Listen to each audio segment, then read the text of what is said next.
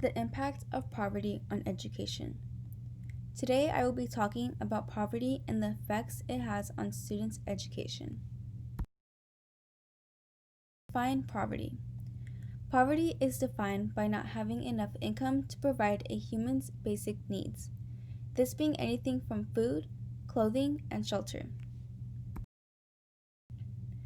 Poverty in the United States. The following pictures are the sad reality of what poverty looks like in America. The pictures include adults as well as children and teens. Growing up in an unsafe and unhealthy environment like this has a great impact on a student's education. Statistics. According to the federal government's official poverty thresholds, any family of four that makes less than $25,700 is considered as living in poverty. In 2018, 38.1 million people lived in poverty in the United States.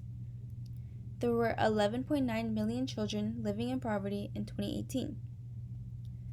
In the article, Poverty and Learning the Effects of Poverty in the Classroom, author Jesse Thacker King states that more than 19% of public school children are affected by poverty in the United States.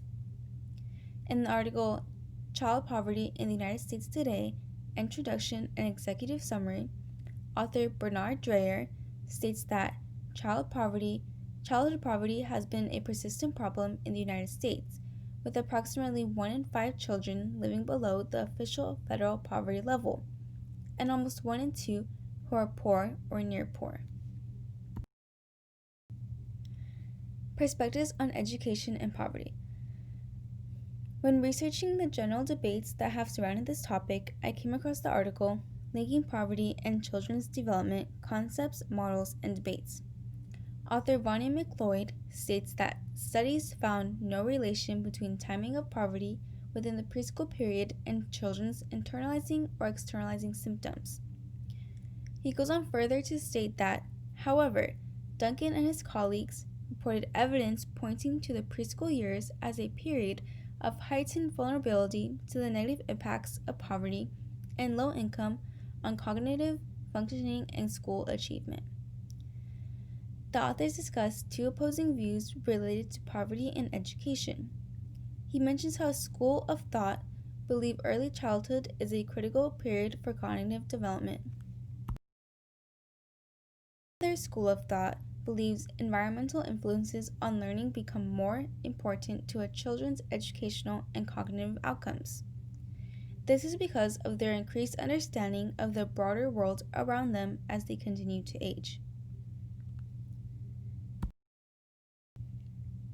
How poverty feels to children. The following picture explains different emotions and situations that students go through in their education because of their poverty. Some emotions being insecurity, unhappy, anxious, and worthless. Some impacting situations being having no place for homework and play, being bullied and judged, no school trips, and overcrowded homes.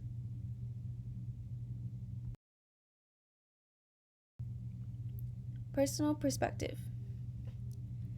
After doing my own research, I came to believe that poverty highly impacts students and their education. Any unhealthy or stressful environment can cause an impact on a student's learning environment.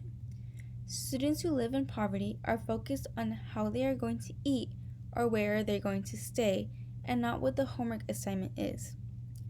I came to this conclusion while reading Bernard Dreyer's article, Child Poverty in the United States Today, Introduction and Executive Summary, where he states that the negative consequences of poverty on child's health and well-being are often lifelong, leading to worse health, lower developmental and educational outcomes, increased criminal behavior as adolescents and adults, and ultimately intergenerational cycles of poverty.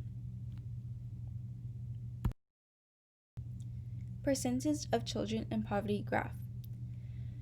Finally, of the following is a graph from the United States Census Bureau, which shows the percentage of children in poverty by family structure and race in 2017.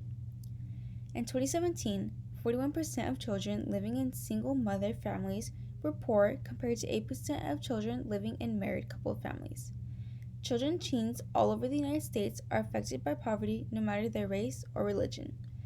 This can overall cause negative, long-lasting effects to their overall education and learning environment. Here are my references, and thank you for viewing my presentation.